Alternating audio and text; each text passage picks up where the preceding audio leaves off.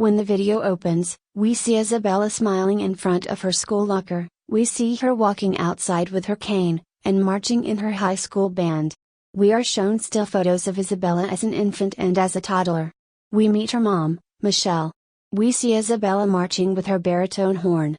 Isabella is shown holding her baritone horn in a photo from middle school. Isabella and her mom speak to the camera throughout the video. We are shown an aerial view of the Southeastern Guide Dogs campus. We see two trainers traveling by car to meet Isabella and her mom at their home. Isabella later travels to the Southeastern Guide Dogs campus to meet guide dog, Dixie. Isabella and Dixie take a few walks together on campus with a trainer. We see Dixie being tested for her reaction to loud band instruments. Later, Dixie is brought to meet Isabella at her home. Then they train on buses, in restaurants, at the mall, in Isabella's neighborhood and at her high school.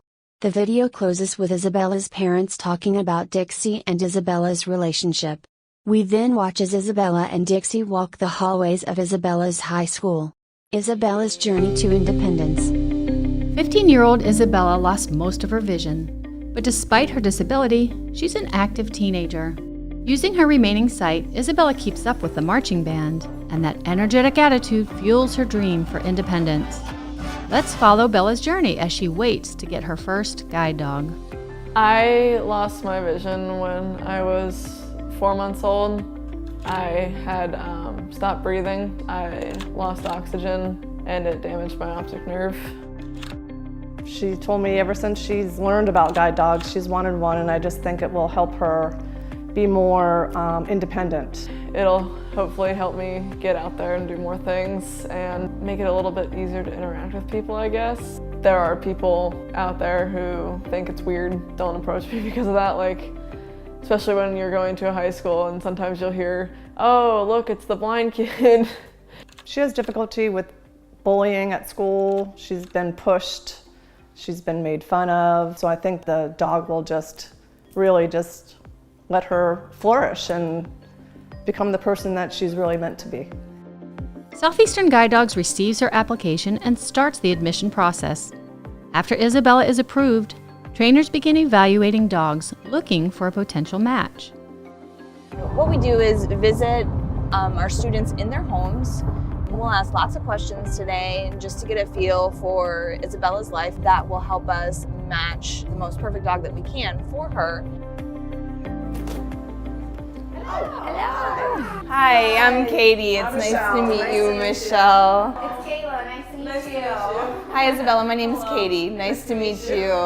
While we're there today, we will also do what we call a Juno walk. By that, we'll be able to gauge the pace that she would like to walk, the amount of pull that she would like to have in the harness handle, and just how she would walk with a dog if there were a dog at the end of the harness, and that will help us match her as well. So all we're going to try and do is gauge the type of pace that you want to walk, what pull you want to feel in that handle. Some people like a really light pull, some people really like to feel the dog pulling. Now let's see what matters most to Isabella. Do you ride escalators? Yes. Yes. Do you use them a lot? Not a ton. Okay. Would it be a deal breaker if you had a dog that did not like escalators? I would prefer a dog that rode them, but if not, then that's okay too. All right. And then do you encounter any heavy traffic?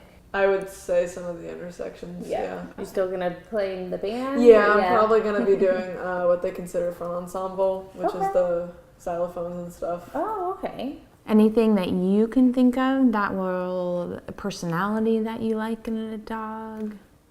Probably a dog that's a little more laid back. Okay. We certainly got to see more about how she walks and what her life is like and what she really wants out of a guide dog. She navigates very, very well. It was great. I'm really looking forward to actually getting to get the dog, and it was just kind of nice to get to kind of reinforce that a little bit. Knowing Isabella's active lifestyle, pace, pull, and preferences, trainers work hard to match her with just the right dog. We looked at all the dogs that we thought might be a possibility, narrowed those dogs down a little bit, and chose Dixie specifically for Isabella and the fast-paced life that Isabella leads right now and wants to continue. It's time for Isabella and Dixie's first date. Let's see how they like each other. Isabella, this is Dixie. Dixie comes with excellent references. Dixie is a fun dog. She was spunky. I always like to refer to her as spunky. She just was always on the go. Dixie had no slow gear. It was always fast. She would do some of the things that we taught her to do. She would look up at you and say, okay, I nailed it, didn't I? All we want to do today, it's not a test for you, there's no right or wrong. We just want to see how Dixie's pace matches with yours and how you like the pull that she has in the harness handle. We're going to walk all the way around campus. We'll not really do any intense work with her because she doesn't know you and you don't know her, and it takes a little while for you guys to get used to each other. All right, from where you're standing, you're going to put that leash in your right hand for right now and just reach down that hand. The way that we normally end up walking with the dogs is we call it putting the leash away. We're not going to mess with it too much today on the test walk, but what you would do is take the leash in your right hand and bring it over to where your hand is on the harness handle, and you would kind of tuck it in between these fingers. If at any point something happens and you need to let go of her or anything, everything will be fine. Do what you need to do, okay? Otherwise, we're just going to say the command that we use to get going is the forward command. So you would say, Dixie, forward. Dixie, forward. And take just one little step to encourage her. Oh no, Dixie, I'm gonna help her out to start out with. Forward. Dixie, forward. Good girl, good girl. It's gonna take her a minute to realize that she's with you and not with me. Dixie, forward. Isabella trains with guide dog Dixie on the Southeastern Guide Dogs campus.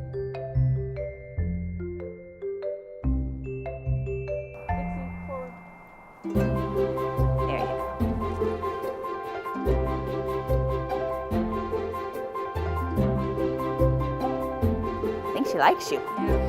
I liked what I saw today.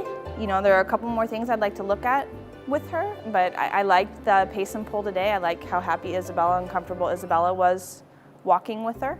You know, so we'll take just, you know, a really last in-depth look at her, make sure that, you know, we really feel that she's a solid match for Bella, and we'll go from there. Dixie and Isabella seem to be a good match. But there's one last thing the trainers must check. Can Dixie handle the sound of Isabella's marching band?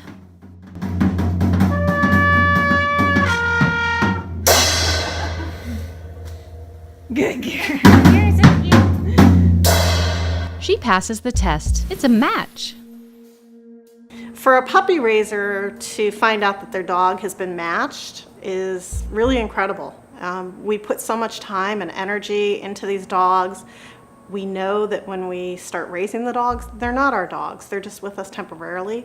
And so for us to find out that all the work and the love that we've put into these dogs for the year and a half that we've had them, to reach the pinnacle and be matched, it's pretty incredible. It's overwhelming.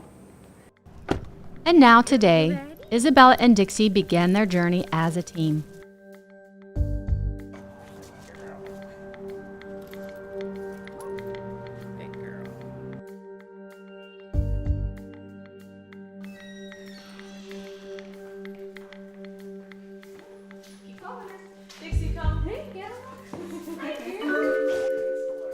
Dixie and Isabella hug and Isabella pets Dixie. Dixie licks her. Isabella and Dixie go upstairs. School's in session and training begins. Isabella leaves her house with Dixie and the trainer. We practiced at restaurants, we practiced around here in the residential area, we practiced at malls. We practiced the bus system. We practiced how to cross streets, how to teach her to find things. We trained in large, 6 and 8 lane heavy traffic crossings. Isabella is quite the traveler. She's very confident. She wants to go everywhere, and she does a great job doing it. So we were in high volume, high traffic areas with her. Isabella and Dixie stop at a curb. We trained a lot at the school. We taught Dixie how to find all of Isabella's classrooms. And they came with me to school and worked with me on how to have her find my classes and also where to have her sit and everything, and it was great. I think probably learning how to trust her was a little bit more difficult. Probably about halfway through training. I was a giant crowd of people. I was with someone and they didn't even know how to get through the crowd of people, and she just took me straight through it and with no issues, didn't stop, and that's when I really trusted her a lot. Isabella's wait for a guide dog is finally over, and now the rest of their journey begins. Isabella's independence. Instead of her following me, I follow her. I'm able to walk quicker the pace that I want to walk.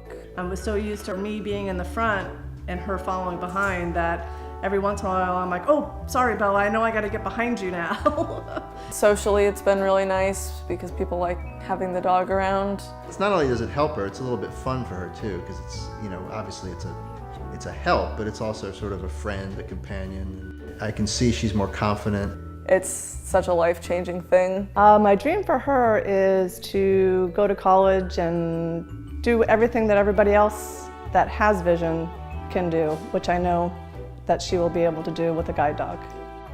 Like Isabella and Dixie, guide dogs become more than best friends.